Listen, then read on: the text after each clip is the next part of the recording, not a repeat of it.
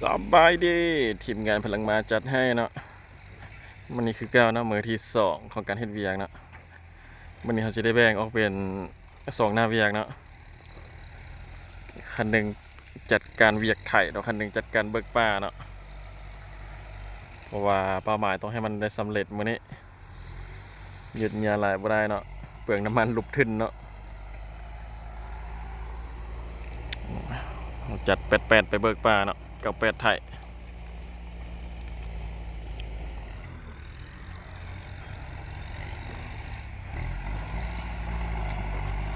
เบิ่งภาพบรรยากาศการเฮ็ดเวียกทีมงานพลังมาจัดให้นะมักแบบใดเนาะ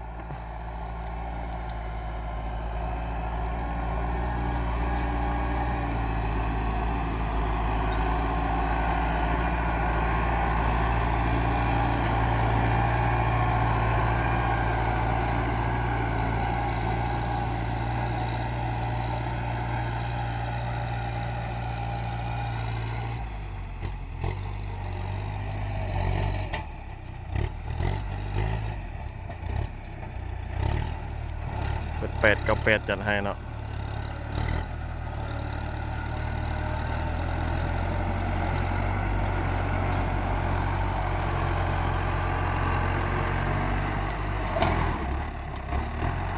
โอ้จะกระต่อ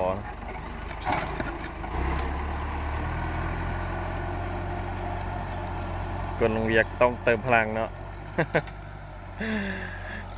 ว่าเต็มมหอนเนาะขิวกุ้มเลยทีมงานพลังมา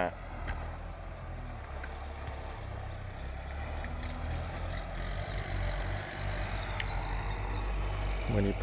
8ลุยเบิกปลาผู้เดียวเนาะ8เนาะยังบ่หลายละวันนี้ต้องให้สำเร็จนะวันนี้เนาะทั้งเบิกทั้งไถ่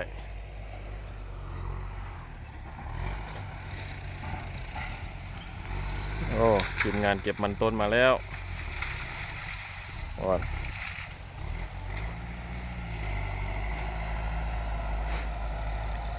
ใครสนใจเนาะติดต่อเข้ามาได้เด้อ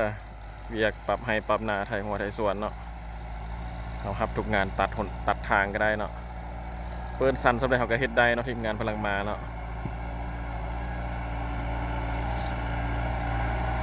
จัดให้ได้ทุกอย่างมาสันซะ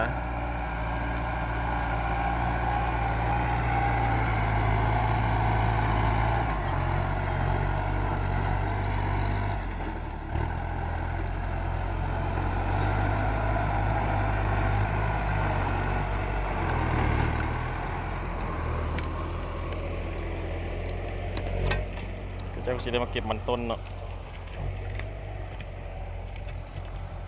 ปีนี้มันต้นแพงนะต้องได้เก็บ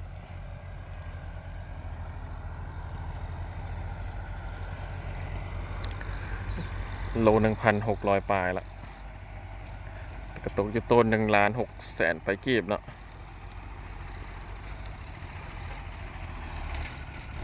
อ๋อทีมงานเก็บกู้มาแล้ว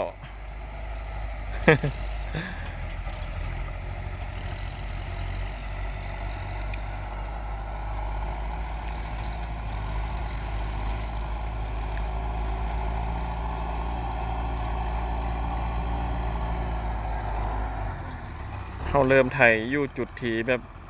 บสันหลายก่อนเนาะจุดที่มันสันๆจะอยู่ฝั่งบางนี้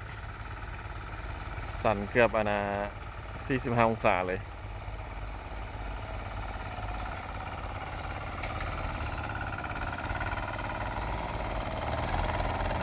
โอ้เซตเฮดขึ้นได้บ่ทีมงานเก็บกู้มันต้นเนาะ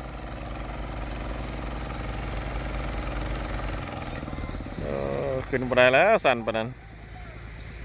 เฮาเบิ่งอยู่คลิปนี้นะเบิ่งคือสิบ่สั่นหลายนะแต่ว่าตัวจริงนี่สั่นหลาย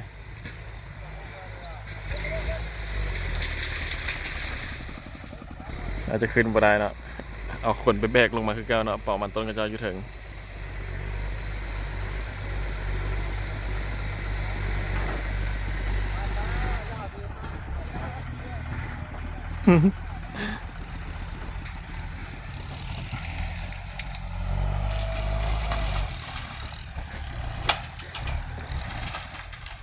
เคทุกคนเดี๋ยวสีทยอยถ่ายคลิปให้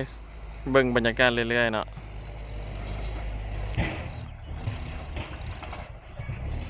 มันนี้มือที่สองของการเฮ็ดเวียกต้องให้สำเร็จมื้อนี้ถ้ากายนี่ไปมันลุกทึนเนาะ